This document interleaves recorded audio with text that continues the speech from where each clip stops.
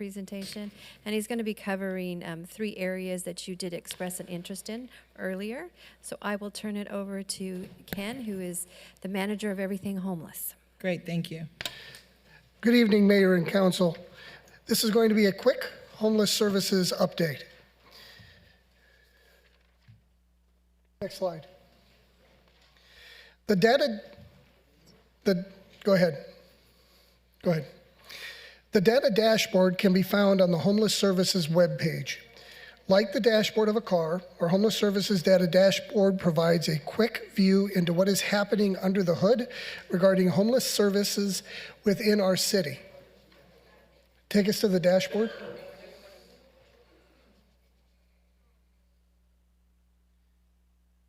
And I say that this can be a fast presentation because I would encourage everyone on the council to go to this site and review all the different data that is available that is updated monthly. The first page provides a quick overview of the point-in-time counts and how our city has fared with the number of reported homeless individuals over time. Also of interest is the understanding that Santa Ana has the highest number of permanent supportive housing units. That's county-wide. 44% decrease in sheltered and unsheltered homeless populations in Santa Ana since 2019. 17% of the unsheltered and sheltered homeless populations are residing in Santa Ana still. 41% of the unsheltered population in Orange County have substance abuse issues, and 29% of our unsheltered population in Orange County still have mental health issues. Page 2. A review of page 2 provides an overview of types of housing opportunities within our city, such as permanent supportive housing, shelter beds, and tenant-based vouchers. I'm sorry, Ken, can I ask you, are those flyers?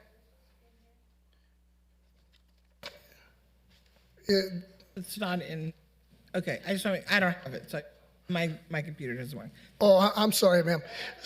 So, no. So these are from the actual Santa Ana webpage itself, okay? So by going to page 2, you'll be able to see all the different investments that the city has made into our different housing opportunities and vouchers. Subsequently, on page 3, we provide an update on the census information at our navigation center. It shows comparative data month to month. As council was interested previously how we were faring month to month, we've added that so that now at a glance, council as well as anyone in our community can see that on 3/16/2023, we had 157 people in our shelter. As of 4/16/2023, we're down to 150. We also go through the various different demographics with a specific care paid to where our families, number of parents, and children are as it relates to residing at our navigation center. The 4th page shows both last year's and the most current outreach and engagement efforts for CityNet for this year. So on the left, you'll see what last year's data looked like, and then you'll see the most recent week of CityNet activity within the city. This is updated every week so that you can see whether or not the areas that you're concerned about are having calls for service placed to CityNet or city apps placed for their responses. The 5th page is a heat map. And if you can zoom in a little bit, Assistant City Manager, sir. These are app requests on a citywide level. The lighter the color, meaning yellow, or the more yellow the color, the more hot that hotspot is. And then we move down to reds and purples. Now, through that, we get an opportunity to see where over time we see the most calls for service, requests for service via the My Santa Ana app. However, if you also click on the lower right-hand button, you click there, you will see that you can actually also see just homeless services by numbers. So you click the top, yep, click that, and you'll see various different numbers that are occurring throughout the city over time. Now just click the arrows again. There you go.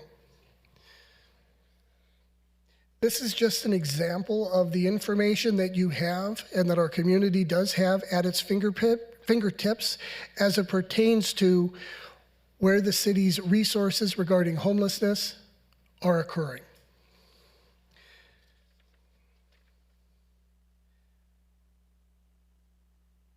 The sixth page of the data dashboard reflects an unduplicated number of individuals entered into what is referred to as HMIS, the Homeless Management Information System. This information is provided to the county via the Homeless HMIS system. It is then put into the larger HMIS system and comes out via reports from 211.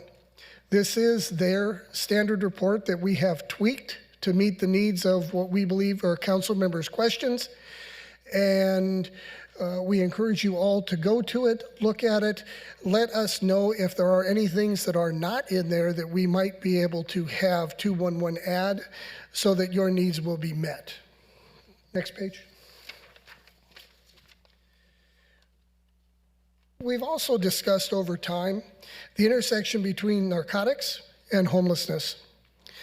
As homelessness continues to grow in California and tops the list for the state with the largest homeless population, as of 2022, 30% of the nation's homeless resided in California, including half of all unsheltered individuals, despite making up less than 12% of the total population. The 2022 point-in-time count for Orange County showed that 41% of the unsheltered population on our city streets has substance abuse problems. The link between homelessness and substance abuse isn't new. When most people picture the homeless of America, they usually conjure images of a middle-aged man, complete with a brown paper bag concealing a cheap bottle of booze. Yet 40% of our homeless population in the US is comprised of people under the age of 18, and many of them abuse opioids like fentanyl. Many homeless people find themselves in their current situation due to that addiction. Concurrently, people who are homeless might turn to drugs or alcohol while living on the streets as a form of self-medication. In California, the homeless population has seen a visual explosion in drug problems since the pandemic began. Back in 2020, the drug overdose rate in California jumped by 20%.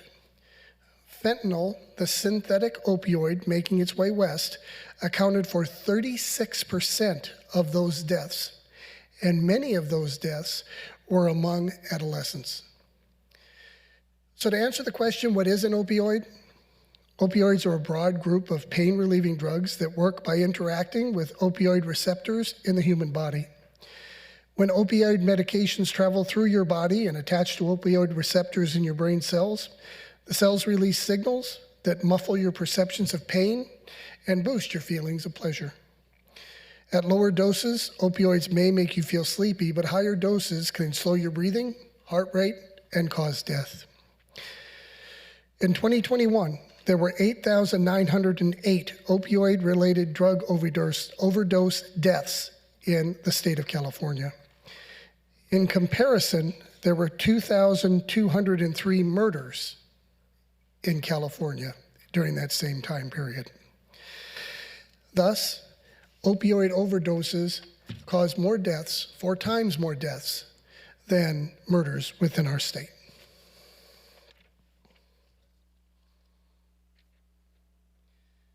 According to the new county report, more homeless people in Orange County are dying each year, and accidental drug overdoses involving fentanyl are the leading reason why. In 2012, the Centers for Disease Control and Prevention recorded 1,615 overdose deaths in the US, all of those linked to fentanyl. By 2021, the number of deaths due to synthetic opioids, primarily fentanyl, was more than 71,000. In 2021, 36% of the deaths of all homeless people in the county were directly linked to fentanyl. That was an additional 8% that were linked to overdoses involving other drugs. Most recently, the Homeless Outreach Team, or COLT, has been working on addressing some of the narcotics issues that we see. Here you'll see that over the course of the last year, they took 37.20 grams of fentanyl, 188 grams of fentanyl, 32 grams of heroin, 3,160 grams of marijuana, 711 grams of methamphetamine. Just today, our homeless outreach team working on what were referred to as warrant sweeps, as they evaluated different hotspots and arrested individuals for warrants. They arrested 19 people. 4 of those people were in possession of narcotics, and a single person was arrested for possession for sales of narcotics within that homeless community. The last thing we'd like to talk about very quickly today is Care Court.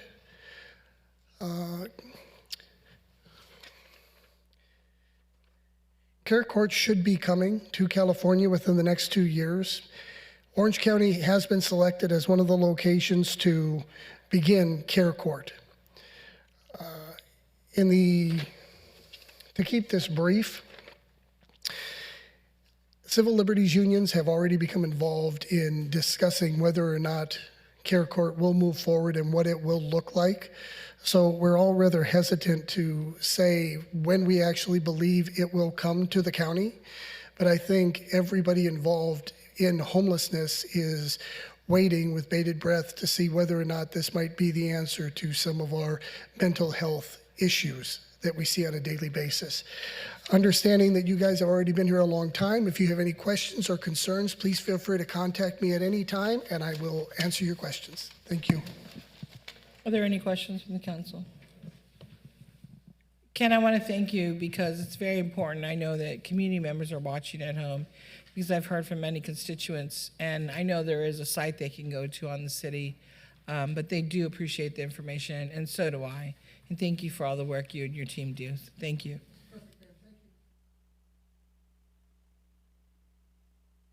All righty, at this time, we're going to go to the consent calendar items 7 through 20 are before us.